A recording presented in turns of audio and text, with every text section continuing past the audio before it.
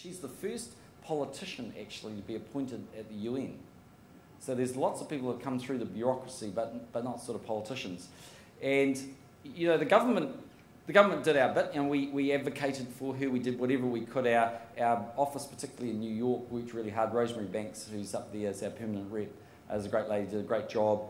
And I sort of spoke to the world leaders that I could, and we did whatever we could. The Pacific Forum threw its weight in. And, you know, the government did its bit, but the truth is, the reason she got the job isn't about the advocacy of the New Zealand government. It's actually because she's got the skills to do it, and I think she's just going to be yet another New Zealander that on the world stage succeeds and makes us feel proud of New Zealand. I heard a really interesting story once, which sort of, you know, took me down that sort of theme of what it is that New Zealanders achieve. Because wherever you go, you know, New Zealanders are everywhere. When I was running sort of global foreign exchange stuff for Merrill in London, wherever you went, there were always Kiwis. I mean, it doesn't matter where you went. They were just hanging out absolutely everywhere.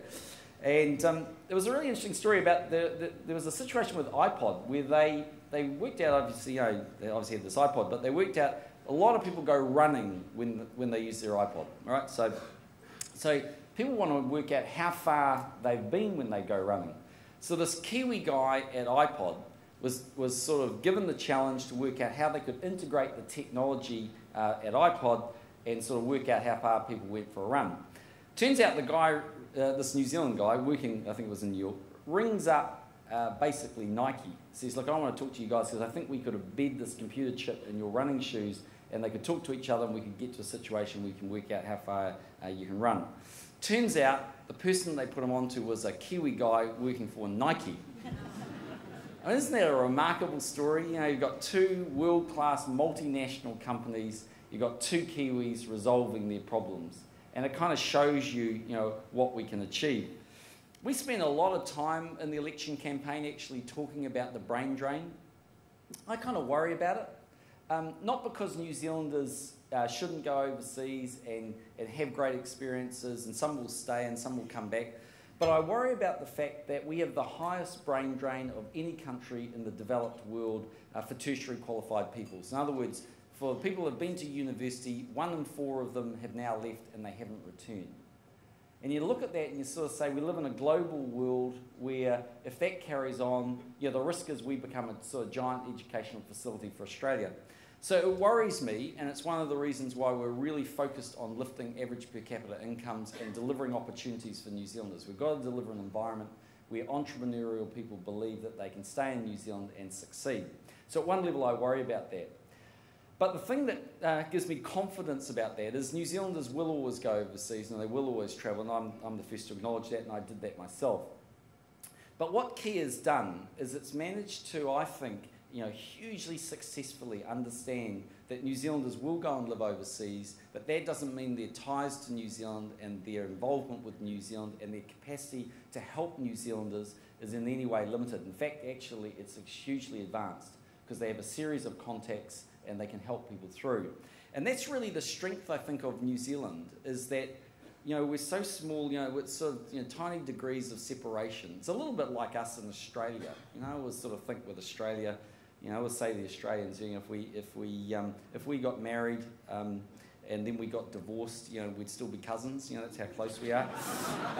So, you know, we're kind of pretty tight, and that's the thing with New Zealand, isn't it? That you're small enough to get our hands around it. Some of you, you know, I've talked to you this evening. We're at the Job Summit. I actually personally think it was a great day. I think it was an example where we all came together for the future of New Zealand. I know that you've been working on that today, Stephen was telling me earlier.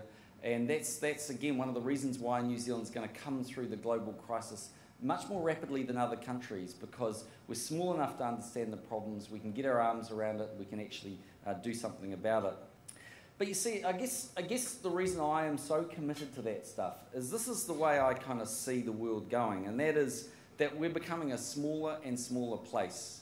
And you know, we've always suffered as a country because of tyranny of distance. Our big issue has always been we've been a long way away from markets. And the one thing the internet does is it gives us the capacity to intersect New Zealand with the rest of the world, and to do it in a way which is, you know, means you're no longer disadvantaged from being here. You can get to markets, you can get to people, you can do all sorts of things. I remember going to a 40 below function actually we had during the election campaign. I said to this girl, "What do you do?"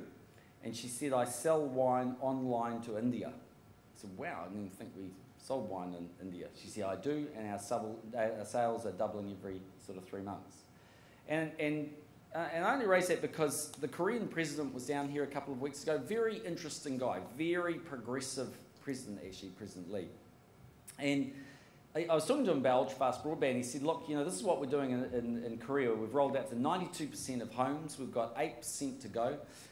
He said, "We can do amazing things on it. Once you've got the fibre network, you can do whatever you want out the other end of it. We've developed this HP TV. It's better quality than high-definition TV. The TV you watch, we call a dummy box in Korea. I said sometimes I'm the dummy on the box, so don't sort of push it, but it was a bit lost on the Koreans. Sometimes the jokes don't always work, but it kind of worked. I laughed." Anyway.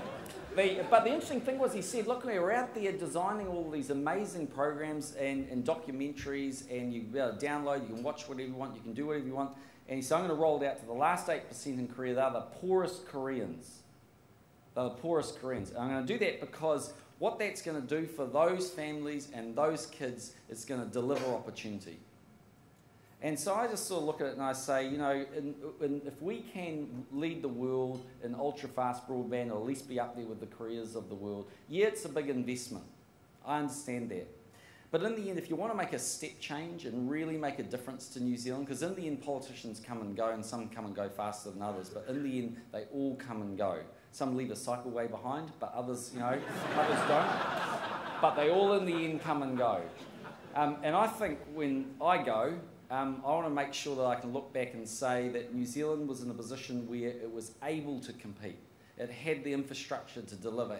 It delivered that opportunity. And it didn't matter what your background was or what mum and dad did, or whether you even had a mum or dad, you ultimately had a chance to succeed. And I think if we can wire New Zealand to the world, and then once you've got that infrastructure, you can continue to build on what you have in the room today, which is a global association of people who are succeeding.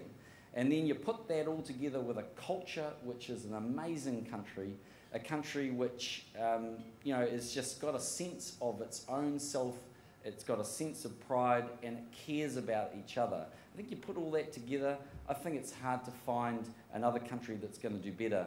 And so I want to celebrate all of you in the room that have succeeded tonight.